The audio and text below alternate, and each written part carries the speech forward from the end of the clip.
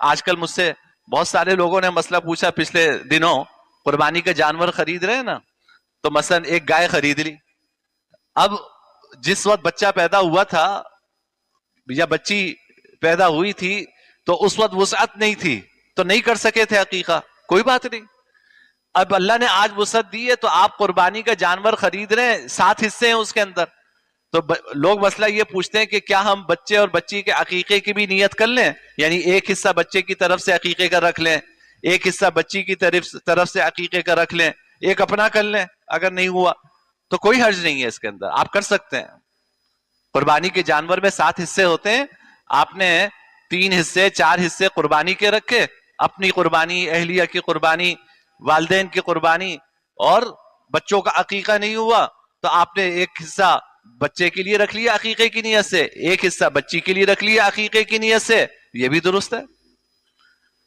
تو اگر وہ وسعت نہیں ہے تو کوئی حرج نہیں ہے، کوئی گناہگار نہیں ہے آپ، لیکن اللہ نے وسعت دی ہے تو پھر سنت کے مطابق عمل کرنا چاہیے. اور سنت یہ ہے کہ لڑکے کی طرف سے 2 بکرے یا بکریاں اور لڑکی کی طرف سے 1 بکرا یا بکری انسان عقیقے میں ذبح کرے. حدیث میں آتا ہے اللہ تعالیٰ اس عقیقے کی برکت سے ان بچوں کے سروں سے مصیبتیں دور فرماتے ہیں. صدقہ ہے نا یہ ایک طرح سے، اور اللہ تعالیٰ اس کی برکت سے مصیبتیں دور فرماتے ہیں. تو اس لیے اس کا اہتمام کرنا چاہیے. اور جناب نبی کریم صلی اللہ علیہ وسلم نے حضرت فاطمہ سے کہا کہ عقیقہ کرنے کے بعد اس بچے کے سر کے بال بھی کاٹنا، بچے کے سر کے بال بھی کاٹنا، اور اس کے بعد بالوں کے وزن کے برابر چاندی صدقہ کر دینا.